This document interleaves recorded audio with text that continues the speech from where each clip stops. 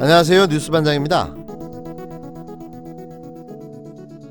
2019년을 하루 앞둔 오늘 언필증 민주화운동을 했다는 사람들에 의해 악법 중 악법인 공수처 법안이 날치기 처리됐습니다. 공수처는 북한의 보위부, 나치의 게슈타포와 같은 괴물이 될 겁니다. 문재인 정권의 모든 권력범죄는 은폐하고 야당을 탄압하는 주구가 될 겁니다. 공수처는 문재인 정권 비리 은폐처이고 친문 범죄 보호처입니다. 공수처로 인해 대한민국의 국격은 북한이나 나치 같은 저열한 수준으로 떨어질 것입니다. 위헌선거법 불법 날치기로 의회 민주주의를 파괴한 저들은 민주주의의 기본인 비판과 견제 세력을 위축시키기 위해 공수처를 탄압의 도구로 활용할 것입니다. 문재인 정권은 울산시장 불법 선거 공작, 유재수 감찰 중단, 우리들 병원 대출 비리 등 3대 국정농단을 통해 부패와 범죄가 드러나자 원안보다도 더 악마적인 공수처 법안을 만들어 불법 처리하고 있습니다. 대통령도 수사받아야 할 정권의 범죄 혐의가 속속 드러나자 검찰 수사를 무력화하고 범죄와 부패, 비리를 덮기 위해 독재사회에서나 볼 수 있는 악법을 꼭두각시들을 내세워서 불법으로 처리하고 있습니다. 문 대통령 퇴임 후에 안전장치까지 마련해서 문재인 관련 모든 범죄는 암장하겠다는 저들의 폭거를 역사는 죄악 중에 죄악으로 기록할 것입니다. 자유한국당은 30일 고위공직자범죄수사처 설치법안 처리에 반발하며 의원직 사퇴서를 제출하기로 결의했습니다. 일명 의원직 총사퇴라는 깜짝 카드를 꺼내 들었는데요. 그런데 놀랍게도 전혀 놀랍지 않습니다. 한마디로 그냥 정치쇼인데요. 왜 이런 하나마나한 쇼를 하는지 어이가 없습니다. 마치 영화를 보다 끝날 때쯤 갑자기 벌떡 일어나서 영화를 다 안 봤다고 환불해달라고 우기는 거라고나 할까요? 곧 20대 국회가 끝납니다. 불과 얼마 남지 않은 국회의원 임기를 걸고 또 생쇼를 하고 있는 거죠. 한국당은 이런 생쇼를 하지 말고 의원 전원의 총선 불출마 선언을 해주시면 더 좋을 것 같습니다. 그것이야말로 진정한 결의를 보여주는 행동 아닌가요? 왜요? 안 됩니까? 홍준표 전 대표는 고위공직자범죄수사처 설치 법안이 국회 본회의를 통과한 데 대해 답답하고 한심하다고 말했습니다.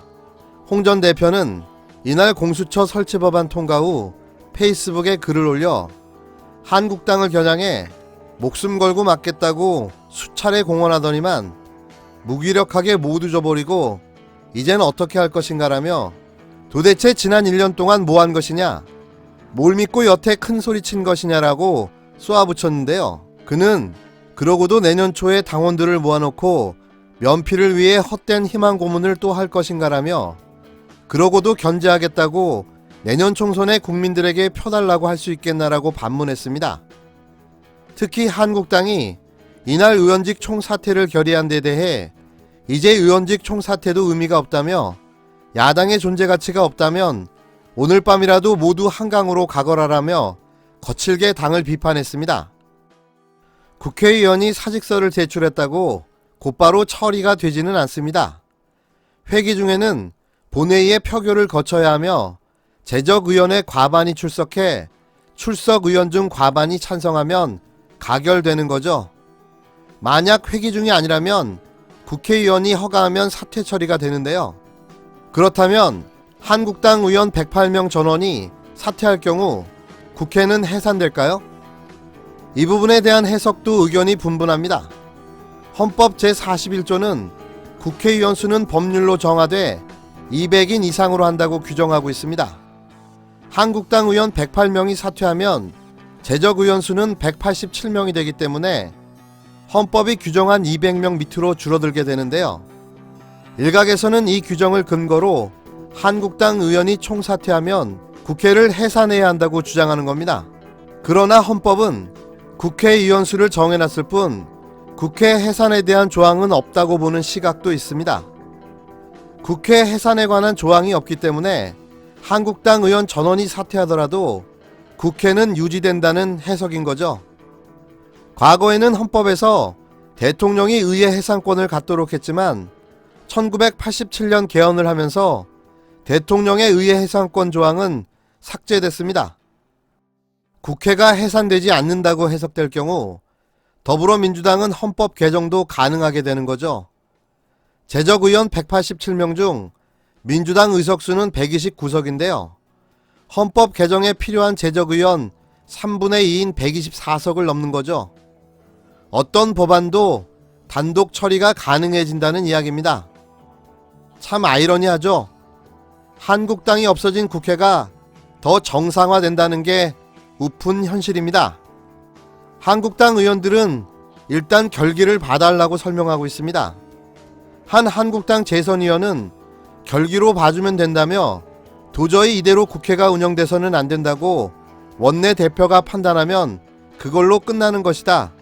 우리는 모든 거취를 원내대표에게 위임했다고 설명했는데요.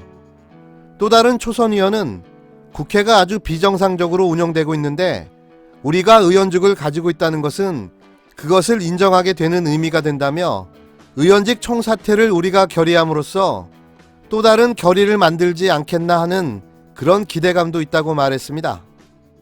한국당 의원들의 이런 발언은 도대체 뭔 소린지 말인지 막걸리인지 도무지 알 수가 없습니다. 자신들만을 위한 정치, 국민은 실종되고 오로지 자신들의 기득권을 위한 정치, 그게 자유한국당의 진짜 모습인 거죠. 빨리 2020년이 왔으면 좋겠습니다. 2019년 12월 31일 2019년의 마지막 날입니다. 오늘 하루가 지나면 다시 새로운 한 해가 시작되는데요. 올 한 해도 많은 관심과 사랑 보내주신 여러분께 깊은 감사의 말씀드립니다. 2020년에는 좀 더 노력하는 뉴스반장이 되도록 노력하겠습니다. 다들 아시겠지만 2020년은 매우 중요한 해이기도 합니다. 2020년 4월 15일 총선은 2022년 대선의 전초전이 될 텐데요. 진보 진영의 장기 집권 플랜을 더욱더 견고하게 다져야 할 시점인 거죠. 그래서 저희는 더 뭉치고 더 단결하고 연대해야 할 때인 겁니다. 정권을 두 번 다시 저들에게 내어줄 수는 없습니다. 또 개판이 될 테니까요. 이 일을 위해 저도 함께 하겠습니다. 그리고 여러분도 함께 해주십시오. 다시 한번 2019년 뉴스반장과 함께 해주신 여러분께 진심으로 감사드리며 다가오는 2020년 경자년에도 더 많은 관심과 사랑 부탁드립니다. 새해 복 많이 받으시고 저는 1월 2일 다시 돌아오겠습니다.